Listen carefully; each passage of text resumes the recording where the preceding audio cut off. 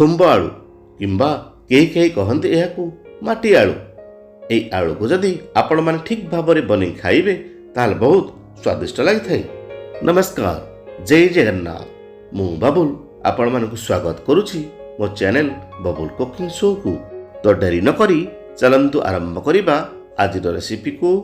ପ୍ରଥମେ ଖୁମ୍ବ ଆଳୁକୁ ଭଲ ଭାବରେ ଧୋଇ ତାକୁ ଏମିତି ଭାବରେ କାଟି ନେବା।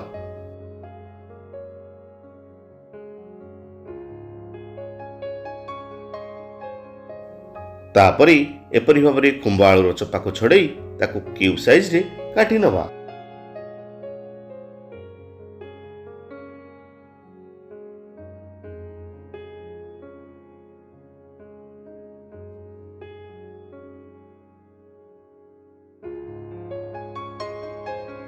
ନେକ୍ସଟ ଏକ ବାଉଲରେ ପାଣି ନେଇ ସେଥିରେ ସବୁ ଖୁମ୍ବ ଆଳୁ ଗୁଡ଼ିକୁ ଧୋଇ ଏକ ଷ୍ଟ୍ରେନର ସାହାଯ୍ୟରେ ଭଲ ଭାବରେ ଛାଣି ନେବା, ଯେମିତି କୌଣସି ପାଣି ନ ରୁହେ।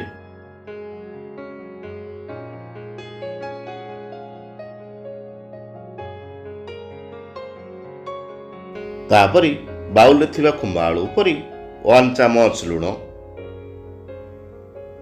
ଏବଂ 1 ଚାମଚ ହଳଦୀକୁ ଦେଇ ତାକୁ ଭଲ ଭାବରେ ଗୋଳେଇ ନେବା।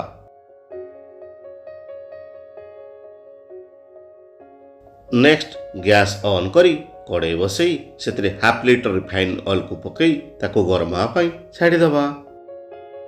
ଏବେ ଦେଖନ୍ତୁ ତେଲ ଗରମ ହୋଇଗଲାଣି। ଆମେ ସେଥିରେ ଏମିତି ଭାବରେ ସବୁ ଖୁମ୍ବ ଆଳୁ ଗୁଡ଼ିକୁ ମିଡ଼ିୟମ ଫ୍ଲେମ୍ରେ ଭଲ ଭାବରେ ଛାଣି ନେବା।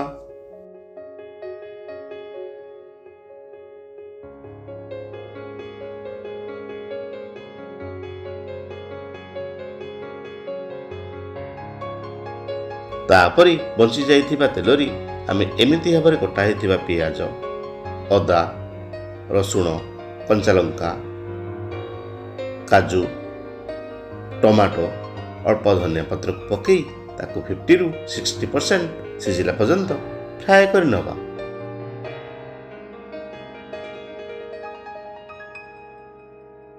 ଏବେ ଦେଖନ୍ତୁ ପ୍ରାୟ 50%ରୁ ଅଧିକ ସିଝି ଆସିଲାଣି। ଏବେ ଆମେ ତାକୁ ଏକ ପ୍ଲେଟକୁ ବାହାର କରି ତାକୁ ଥଣ୍ଡା କରି ଏକ ମିକ୍ସ ଜାରରେ ଦେଇ ତାକୁ ଭଲ ଭାବରେ ଗ୍ରାଇଣ୍ଡିଙ୍ଗ କରି ନେବା।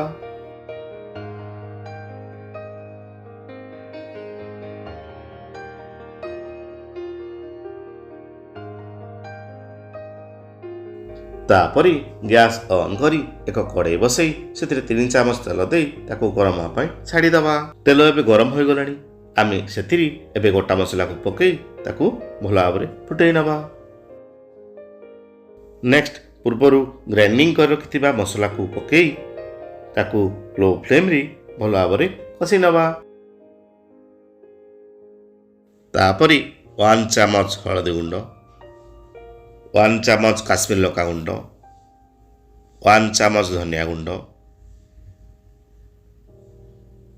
1 ଚାମଚ ଜିରା ଗୁଣ୍ଡ ଏବଂ ସ୍ୱାଦ ଅନୁସାରେ ଲୁଣ ଦେଇ ତାକୁ ଭଲ ଭାବରେ ଚଲେଇ ସେଥିରେ ଅଳ୍ପ ପାଣି ଦେଇ ତାକୁ ପୁଣି ଲୋ ଫ୍ଲେମ୍ରେ ଭଲ ଭାବରେ କଷି ନେବା। ଏବେ ଦେଖନ୍ତୁ ମସଲାର ତେଲ ରିଲିଜ ହୋଇଗଲାଣି। ଆମେ ସେଥିରେ ଏବେ 50 ଗ୍ରାମ ଫ୍ରେଶ ଗ୍ରୀନ୍ ମଟର ଏବଂ ଅଳ୍ପ କସ୍ତୁରୀ ମେଥିକୁ କ୍ରସ୍ କରି ପକାଇ ତାକୁ ଭଲ ଭାବରେ ମିକ୍ସ କରିନେବା।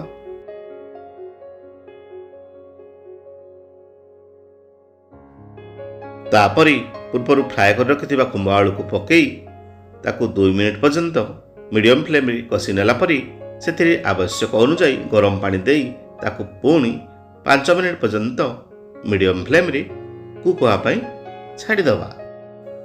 ଏବେ ଦେଖନ୍ତୁ ସମ୍ପୂର୍ଣ୍ଣ ଭାବରେ ଆମର ଖୁମ୍ବ ଆଳୁର ମସଲା ତରକାରୀ ପ୍ରସ୍ତୁତ ହୋଇଯାଇଛି। ସେଥିରେ ଆମେ ଏବେ କଟା ହୋଇଥିବା ଧନିଆ ପତ୍ରକୁ ପକାଇ ଭଲ ଭାବରେ ମିକ୍ସ କରି ଏକ ପ୍ଲେଟକୁ ସର୍ଭ କରିନେବା।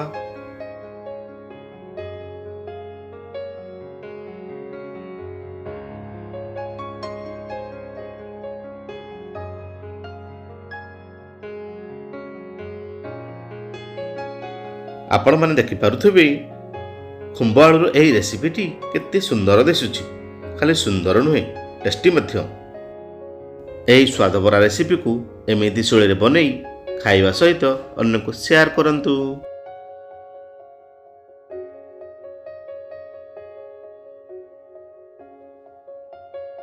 ଏହାକୁ ଆପଣମାନେ ଭାତ, ରୁଟି, ନାନ୍ ସହିତ ଖାଇ ଏହାର ମଜା ନେଇପାରିବେ। ପୁଣି ଦେଖାହେବ ଏକ ନ୍ୟୁ ଭିଡ଼ିଓରେ ନ୍ୟୁ ରେସିପି ସହିତ। ସେ ପର୍ଯ୍ୟନ୍ତ ରହିଲି। Thank you. Bye bye. ଜୟ ଜଗନ୍ନାଥ।